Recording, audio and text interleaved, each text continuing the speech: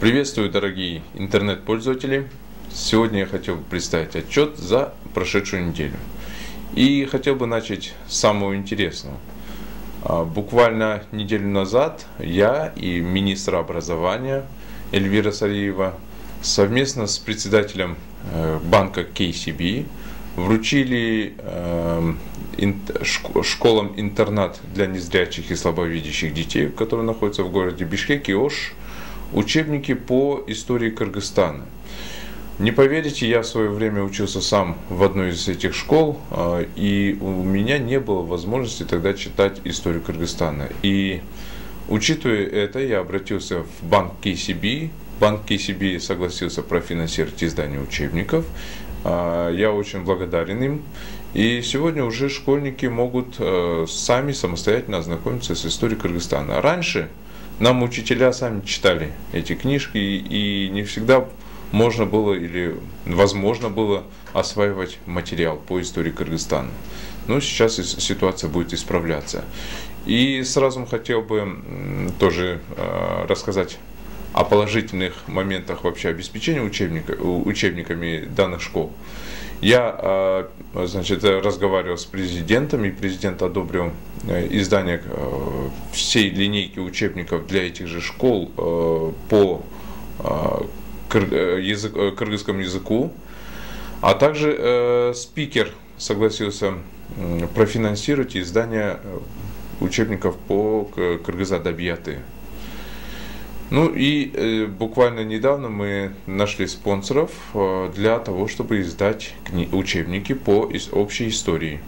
И таким образом мы уже начинаем обеспечивать учебниками школы-интернат для незрячих и слабовидящих детей. К сожалению, государство ранее этим вопросом не занималось. Далее, на этой неделе прошло заседание комиссии при Министерстве здравоохранения, которая отбирает 50 людей, которым необходима срочная операция в Турции. Турция предоставляет возможность бесплатного оперирования, и там плюс еще будет обеспечиваться, допустим, если это кохлеарная имплантация, то там будет имплантантами обеспечивать турецкая сторона.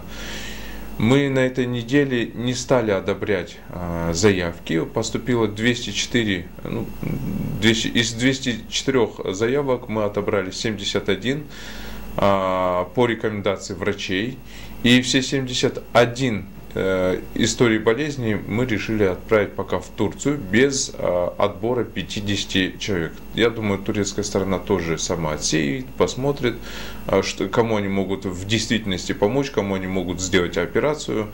И тогда мы уже, комиссия соберется и примет окончательное решение. На этой неделе проходили встречи с гражданами.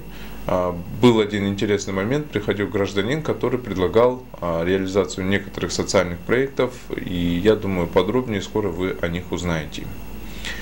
Также на этой неделе была активная, бурная законодательная деятельность. Я предлагал поправки в закон о государственной регистрации юридических лиц для того, чтобы упростить процедуру регистрации.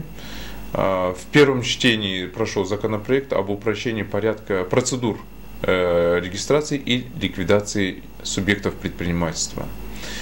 Если этот закон будет принят во втором и в третьем чтении и подписан президентом, тогда наши индивидуальные предприниматели будут регистрироваться не в статкоме, а в налоговых органах, и ликвидация будет гораздо проще, нежели вот сейчас прописано по действующему законодательству. И сроки ликвидации значительно сокращаются. Если вы знаете, то у нас, если ты захочешь ликвидировать предприятие, то на это нужно потратить от 4 месяцев до 2 лет.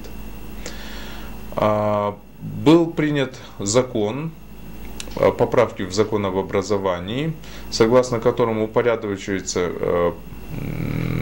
сборы, добровольные сборы в школах, в детских садах. Я инициировал эту поправку. Дело в том, что у нас ранее сборами, даже принудительно добровольными сборами занимались директора школ, сотрудники школ. Но мы сейчас ставим точку в этом вопросе, мы говорим, что никаким сотрудникам образовательной системы, ни каким общественным фондам нельзя будет привлекать средства.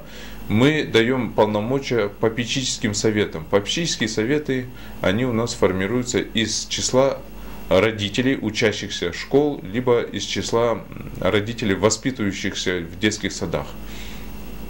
И я думаю, родители сами этот вопрос добровольных пожертвований в пользу школ, детских садов, они сами отрегулируют без какого-либо принуждения. По крайней мере, есть такая большая надежда, и в законе очень четко прописаны эти нормы, как можно привлекать средства, о том, как нужно давать отчет. Ну, и там очень много моментов о прозрачности сборов этих.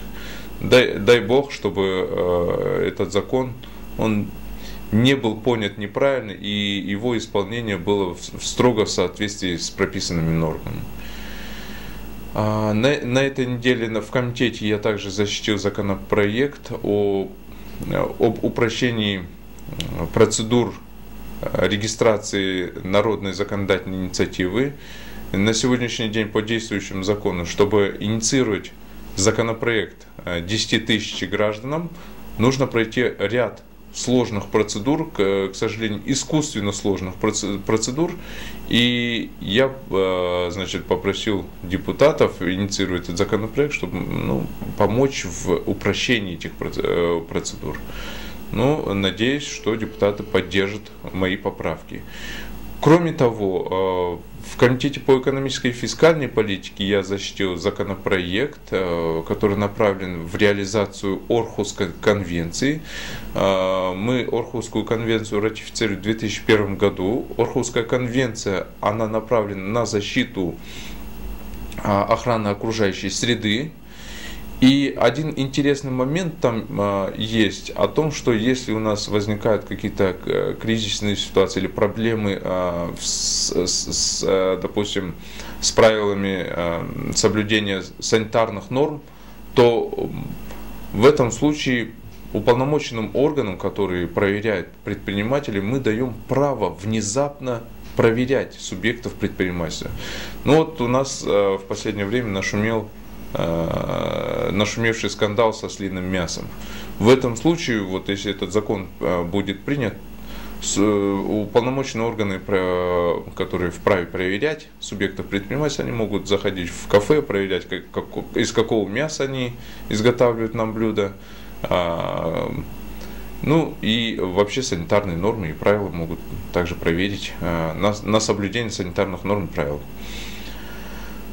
В целом, законодательная деятельность, она была такой активной.